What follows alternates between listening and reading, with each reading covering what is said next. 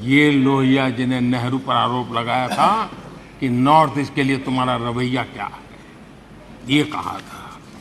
North east के लोगों के हृदय को, उनकी भावनाओं को आपने कभी समझने की कोशिश नहीं की है।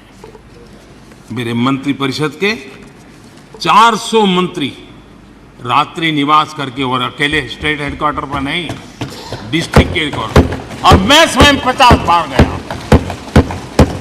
ये आंकड़ा नहीं है सिर्फ,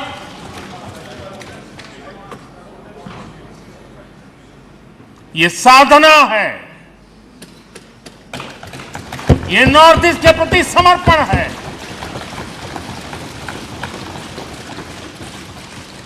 आदरणीय, और कांग्रेस का हर कामकाज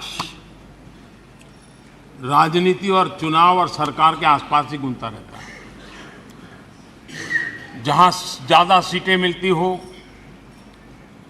राजनीति की अपनी खिचड़ी पकती है, तो वहां तो मजबूरन सही कुछ कर लेते हैं। लेकिन नॉर्थ ईस्ट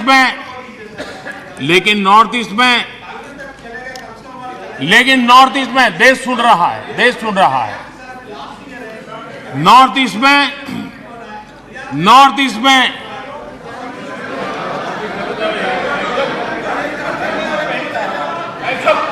उनकी कोशिश रही कि जहां पर एक्का दुक्का सीटें होती थी, वो इलाके उनके लिए स्वीकार्य नहीं थे, वो इलाके उनको मंजूर नहीं थे, उनकी तरफ उनका ध्यान नहीं था, उनको देश के नागरिक के रीते उनकी कोई संवेदना नहीं थी। आदरणीय अध्यक्ष जी,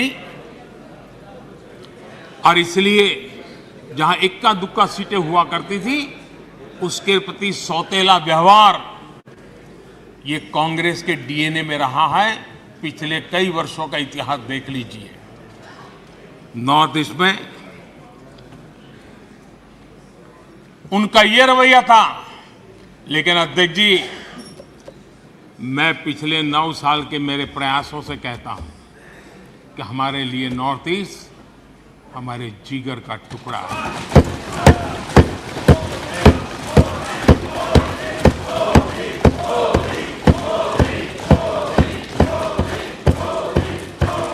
आज मणिपुर की समस्याओं को ऐसे प्रस्तुत किए जा रहा है जैसे बीते कुछ समय में ही वहां ये परिस्थिति पैदा हुई है। कल अमित भाई ने विस्तार से बताया है समस्या क्या है, कैसे हुआ है। लेकिन मैं आज बड़ी गंभीरता से कहना चाहता हूं, नॉर्थ ईस्ट की इन समस्याओं की कोई जननी है तो जननी एकमात्र कांग्रेस है। नॉर्थ ईस्ट के लोग इसके लिए जिम्मेवार नहीं हैं, इनकी ये राजनीति जिम्मेवार है।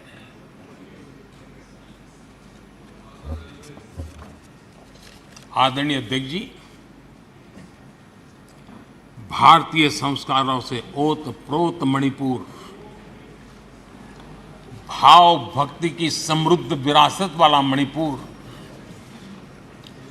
स्वतंत्रता संग्राम और आजाद हिंद फौज, अनगिनत बलिदान देने वाला मणिपुर,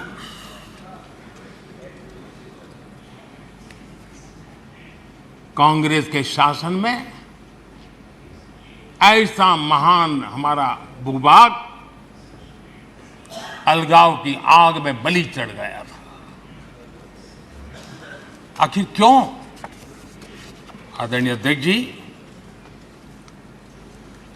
आप सबको भी मैं याद दिलाना चाहता हूं साथियों, यहां मेरे जो नॉर्थ ईस्ट के भाई हैं उनको हर चीज का पता है। जब मणिपुर में वो एक समय था, हर व्यवस्था उग्रवादी संगठनों की मर्जी से चलती थी, वो कहे वो होता था। और उस समय सरकार किस थी मणिपुर में? किसकी सरकार थी?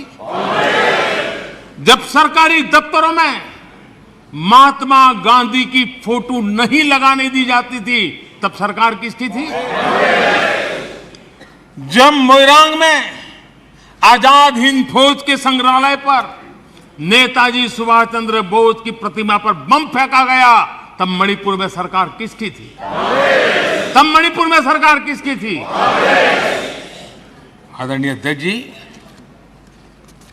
जब मणिपुर में स्कूलों में राष्ट्रगान नहीं होने देंगे ये निर्णय किए जाते थे, तब मणिपुर में सरकार किसकी थी?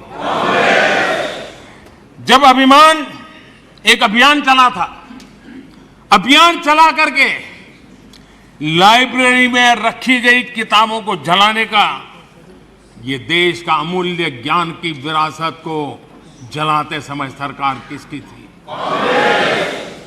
जब मणिपुर में मंदिर की घंटी शाम को 4 बजे बंद हो जाती थी, ताले लग जाते थे, पूजा अर्चन करना बड़ा मुश्किल हो जाता था, सेना का पहरा लगाना पड़ता था, तब मणिपुर में सरकार किसकी थी? आदरणीय अध्यक्ष जी, जब इम्फाल के इस्कॉन मंदिर पर बम फेंककर श्रद्धालुओं की जान ले ली गई थी, तब मणिपुर में सरकार किसकी थी?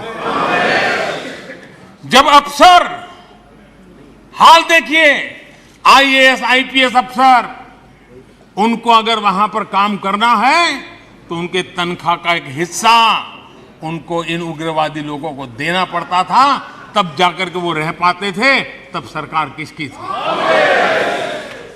आदरणीय अध्यक्ष जी, इनकी पीड़ा सिलेक्टिव है, इनकी संवेदनाएं सिलेक्टिव है, इनका सब बातचीत राजनीति से शुरू होती है और राजनीति से आगे बढ़ती है। वे राजनीति के दायरे से बाहर से न मानवता के लिए सोच सकते हैं, न देश के लिए सोच सकते हैं, न ही देश की इन कठिनाइयों के लिए सोच सकते हैं। उनको सिर्फ राजनीति के सिवा कुछ सूझता नहीं है।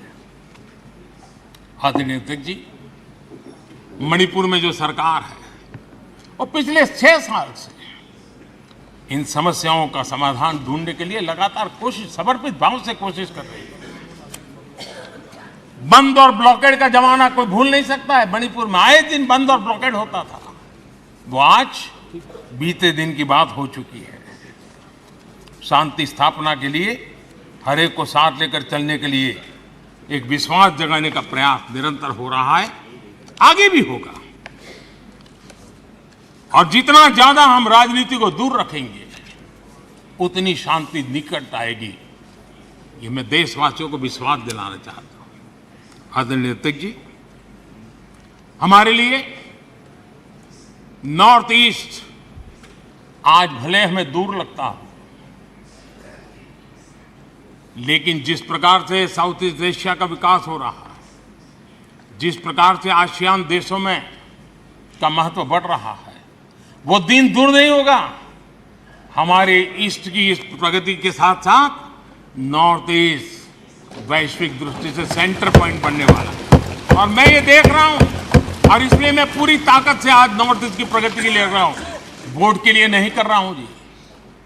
मुझे मालूम है कि करवट लेता हुआ विश्व की नई संरचना किस प्रकार से साउथ ईस्ट एशिया और आसियान कंट्री के अंदर प्रभाव पैदा करने वाली, और तब नॉर्थ ईस्ट का क्या महत्व बढ़ने वाला है, और नॉर्थ ईस्ट की जाहो जलाली गौरव गान फिर से कैसे शुरू होने वाला है, वो मैं देख सकता हूं, और इसलिए मैं लगा।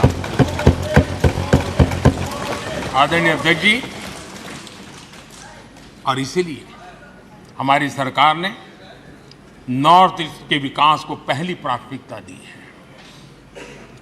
पिछले 9 वर्षों में लाखों करोड़ रुपए नॉर्थ ईस्ट के इंफ्रास्ट्रक्चर पर हमने लगाए हैं। आज आधुनिक हाईवे, आधुनिक रेलवे, आधुनिक नए एयरपोर्ट, ये नॉर्थ ईस्ट की पहचान बन रहे हैं।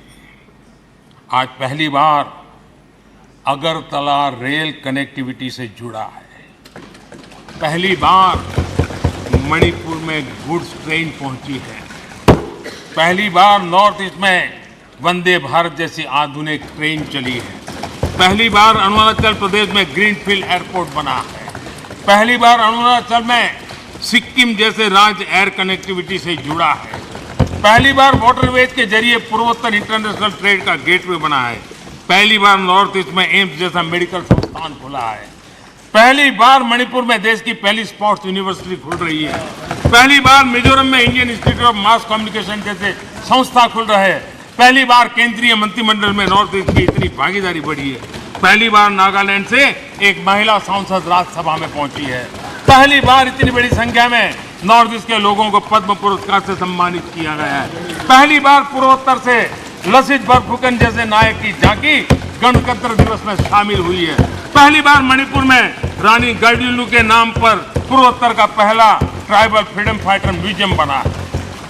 आदरणीय अध्यक्ष जी, हम जब सबका साथ सबका विकास कहते हैं, ये हमारे लिए नारा नहीं, ये हमारे शब्द नहीं है, ये हमारे लिए आर्टिकल ऑफ फेथ है, हमारे लिए कमिटमेंट है, और हम देश के लिए निकले हुए लोग हैं। हमने तो कभी जीवन में सोचा ही नहीं था कि कभी ऐसी जगह पर आकर के बैठने का सौभाग्य मिलेगा, लेकिन ये देश की जनता की कृपा है कि उसने हमें अवसर दिया है। तो मैं देश की जनता को विश्वास दिलाता हूँ, शरीर का कण कण, समय का पल पल सिर्फ और सिर्फ देशवासियों के लिए, सिर्फ देशवासियों के लिए।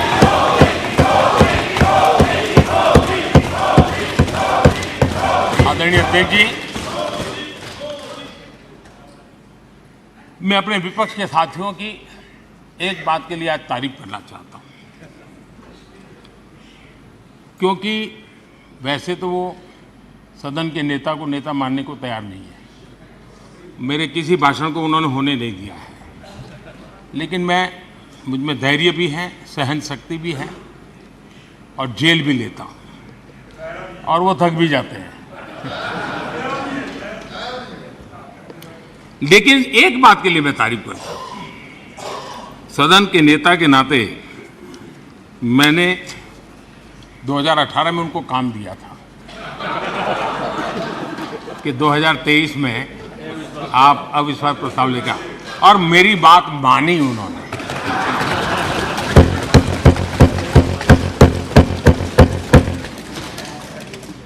लेकिन मुझे दुख इस बात का है कि 18 के बाद 23 में 5 साल मिले थे, थोड़ा अच्छा करते, अच्छे ढंग से करते, लेकिन तैयारी बिल्कुल नहीं थी, कोई इनोवेशन नहीं था, कोई क्रिएटिविटी नहीं थी, न मुद्दे खोज पा रहे थे।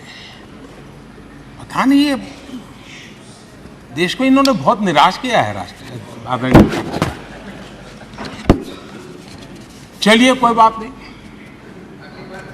2028 में हम फिर से मौका देंगे। लेकिन मैं इस बार उनसे आग्रह करता हूं कि जब 28 में आप अविश्वास प्रस्ताव लेकर के आए हमारी सरकार के खिलाफ, थोड़ी तैयारी करके आइए, कुछ मुद्दे ढूंढ करके आइए। ऐसे क्या घिसी पिटी बातें लेकर के घूमते रहते हो? और देश की जनता को थोड़ा विश्वास इतना मेरे से कि चलो भाई, आप विपक्ष के भी योग्य हो, इतना तो करो। आपने वो योग्यता भी खो दी है। मैं आशा करता हूं कि थोड़ा होमवर्क करेंगे। तू मैं और चिल्लाना, चिखना, नारेबाजी करना, उसके लिए तो 10 लोग मिल जाएंगे उनको, लेकिन थोड़ा दिमाग वाला भी काम कीजिए ना।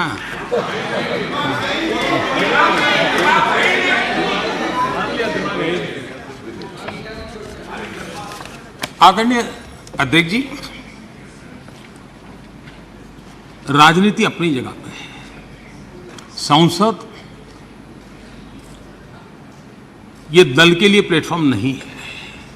संसद ये देश के लिए सम्माननीय सर्वोच्च संस्थान है, और इसलिए सांसदों के लिए भी इसके प्रति गंभीरता होना बहुत जरूरी है। देश इतने संसाधन लगा रहा है, देश के गरीब के हक का यहां खर्च किया जाता है, यहां का पल पल का उपयोग देश के लिए होना चाहिए, लेकिन ये गंभीरता विपक्ष के पास नजर नहीं आ रही है। इसलिए अध्यक्ष जी, ये राजनीति ऐसी तो नहीं हो सकती, चलो खाली है, जरा संसद घुमाते हैं, इसलिए संसद है क्या? ये तरीका होता है क्या? आदरणीय अध्यक्ष जी, ये चलो संसद घुमाते भावना से राजनीति तो चल सकती है, देश नहीं चल सकता है। यहाँ देश चलाने के लिए हमें काम दिया है और इसलिए उस जिम्मेवारी को अगर पूरा नहीं करते हैं तो हम जनता जनार्दन का, अपने मतदाताओं का विश्वासघात करते हैं और इन्होंने विश्वासघात किया है। आदरणीय अध्यक्ष जी,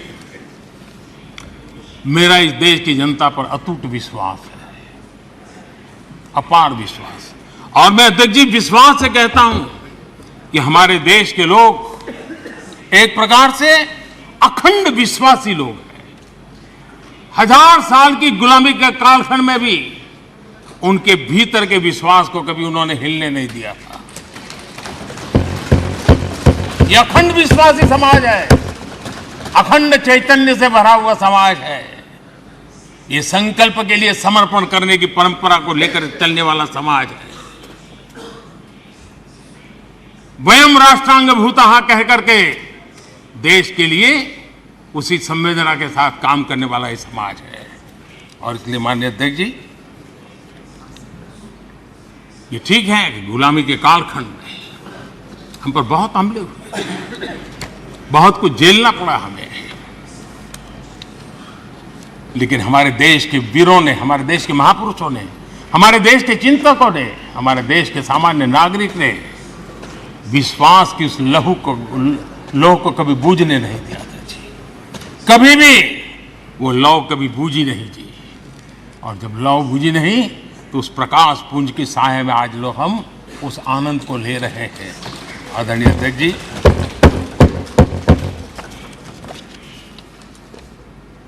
बीते 9 वर्षों में देश के सामान्य का, मानवीय का विश्वास नई बुलंदियों को छू रहा है, नए अरमानों से को छू रहा है। मेरे देश के नौजवान विश्व की बराबरी करने के सपने देखने लगे और इससे बड़ा सौभाग्य क्या हो सकता है। हर भारतीय विश्वास से भरा हुआ है। आदरणीय अध्यक्ष जी, आज का भारत न दबाव में आता है न दबाव को मानता है।